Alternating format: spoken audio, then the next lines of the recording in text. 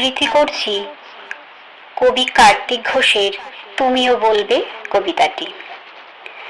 ভালো মেয়ে ঠিক কাকে বলে জানো? ভালো ছেলে মানে কি? তুমিও বলবে সহজ প্রশ্ন, মাপকাঠি একটি।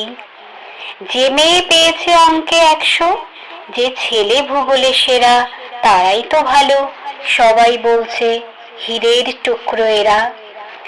কাগজে ওদের ছবি ছাপা হয়, টিভিতে দেখায় মুখ, ওদের জন্য আমারও তো ভাই আনন্দে ভরে বুক।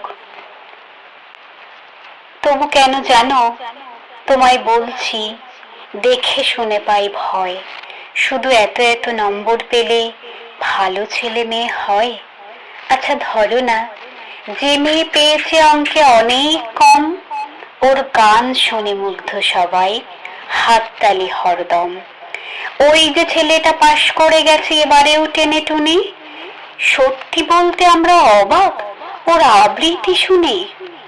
নাটকেও ওর নেশা আছে খুব, পরের বিপদে ছোটে।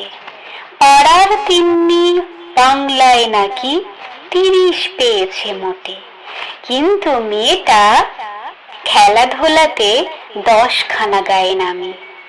সত্যি বলো তো, তুমিও বলবে ওরা নয় কেউ দামি? চাই যে অনেক ইঞ্জিনিয়ার, চাই আরো ডাক্তার, পাশাপাশি চাই শিল্পী, খেলুড়ে, স্নেহময়ী সিস্টার। কম নম্বর পাওয়া ছেলেটাই কারিগর বলে আজ, দেশটা গড়তে ওরও হাতে দেখো কত দরকারি কাজ। পরের দুঃখে কাতর যে মেয়ে, মুখটি করেছে কালো, কম নম্বর পেয়েছে বলে কি বলবে না ওকে ভালো?